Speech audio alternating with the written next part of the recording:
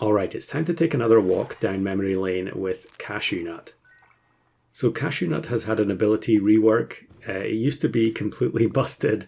It's a tier 1 perk, and the way it works now is that it's just a before attack strike on an opponent. But I guess it's not completely useless as a tier 1. However, it used to be one of the most busted perks in the game.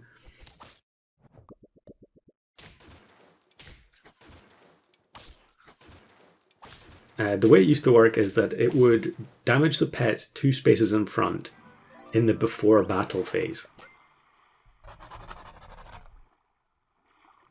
So initially that probably didn't seem like it was super over the top.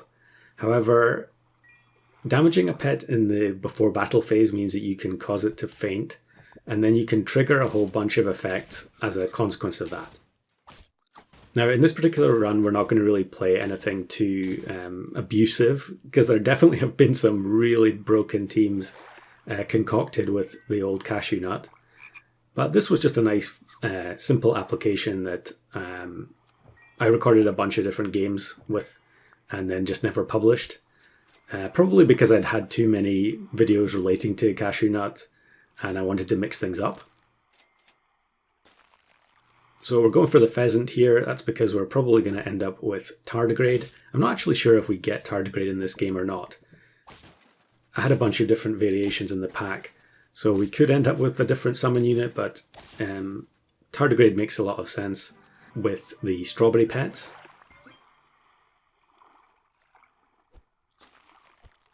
And I'm pretty sure I had multiple options in here. Yeah, okay, so here we get the choice between muskox and tasselworm, and I go for the muskox. Now, there will be some clips at the end showing similar teams to this using tasselworm instead, but I don't think I actually got any runs where I had level 3 tardigrade with tasselworm, which is absolutely insane. Because if it's level 3, you get double the snipe damage from tasselworm, and at that point it's really just better than snake. Although I guess the snipes aren't actually random. So we get the Stoat level up queued for next turn. Or maybe I'll keep it, I don't remember. But for now, we'll just play Sneaky Egg with Muskox, which is perfectly fine combo. Sneaky Egg obviously originally designed to work with Tatzelworm. But here we go, we sell the Stoat and we get the level 2 tardigrade. So absolutely perfect. And then probably should buy sell the crow here and then bring in the flounder next turn, because it will get the strawberry from the pheasant and allow us to get the double chocolate for much cheaper. So now we pick up the donkey and you can see how this whole setup is supposed to work. So it's a start of battle feint at the moment because we have the sneaky egg. But once we get the cashew nut, we can turn that into a before battle feint. And at that point, the donkey will then activate in the before battle phase, and it can really make a mess of a lot of teams. Okay, here we go. We bring in the flounder, probably just take the red pea in the shop. Now, there has just been a patch which changed the red pea so that it would be a perk instead of a stat food, although in this context it wouldn't have mattered since we were just using it for the flounder activation. And we'll level up the pheasant to make sure that we get the loop on the tardigrade. Okay, maybe we won't get the loop on the tardigrade because they had a mommy rabbit. In fact, we're in big trouble here. Yeah, a mommy rabbit.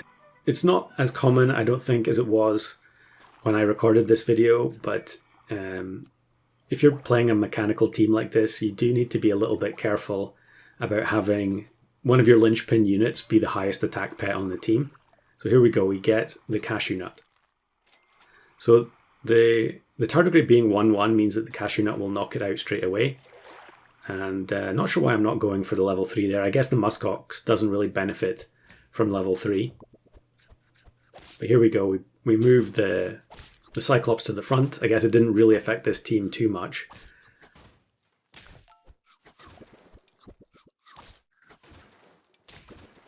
And it's a comfortable win. Muskox is one of those kind of like forgotten units. And of course, actually, now that I think about it, we can't go for the level 3 tardigrade because then the health would be higher than 1. So it wouldn't actually be knocked out by the cashew nut. So yeah, that would have been a terrible misplay if I'd done that. But thankfully, cooler heads prevailed. So Racket Tail is the obvious pairing here with the pheasant. Anytime you're going for these loop teams, Pheasant and Racket Tail just go hand in hand because they both give the same perk and they won't overwrite each other. So you can end up getting a huge amount of triggers for the tardigrade. And Racket Tail has the added benefit of increasing the attack on the summon as well. We're just hoping that we don't face like 5 eggplant teams in a row. But here we go, we immediately move Turkey to the front, although it does still get to buff the sneaky egg in the backline. But yeah, they won't get any buffs out of the Chimera summons here, although they were actually very small anyway. But yeah, Muskox, like I was saying, it's kind of been a forgotten unit for a while because it used to be super prevalent because the stats it gained were permanent. At least they were permanent in the shop. So if you had Mantis with Muskox, you were getting permanent stats every turn, and it was just a very silly runaway combo. But even with the temporary stats, it is still very strong. Now, this is an absolutely amazing round, if I remember correctly. The Vampire Bat gets moved to the front. It's actually not a game dev log, a link to his channel in the description. But look what he has in the middle of his team here. It is a Boy Tata. And Boy Tata will apply a different ailment to the tardigrade, and we actually get the mid-battle loop. Completely not played for, like I wasn't aware that he was going for this at the time. It was just a perfect bit of serendipity. And yeah, amazing round. That has happened before against Troubadour, I think. But not quite as clean as that one, I think. So yeah, we don't really need to do much else to our team.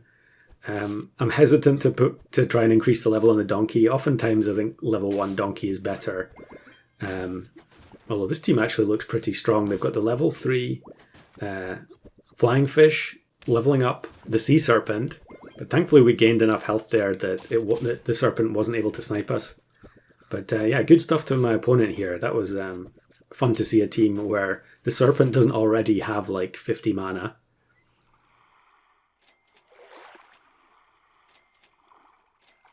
And just rolling down, there's not really anything we can buy.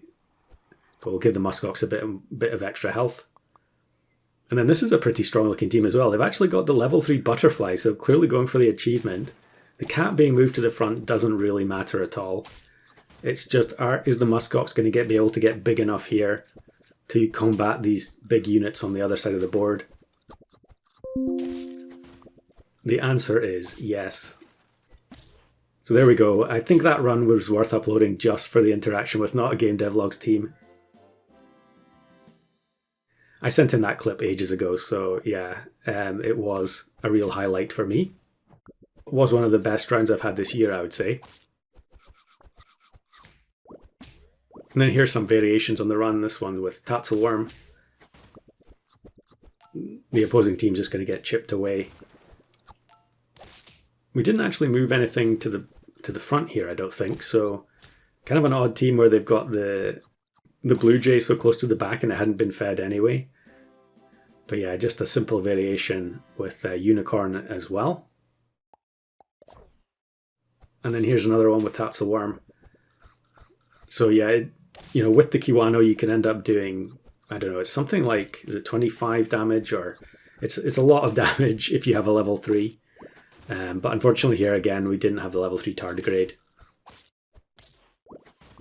But ultimately it doesn't really matter too much, because we're still going to whittle this opposing team down, and even though they've got the 50 health eel in the backline, the buffs from Secretary Bird more than make up for it. And then I've got one last clip here. This is one where I don't actually have Cashew Nut. It was kind of unfortunate really, because it was almost the perfect setup. But the leopard, level 3 leopard, snipes the platypus at the front. And then perfect hit from the vulture there onto the leopard, and we win because of the white ochre.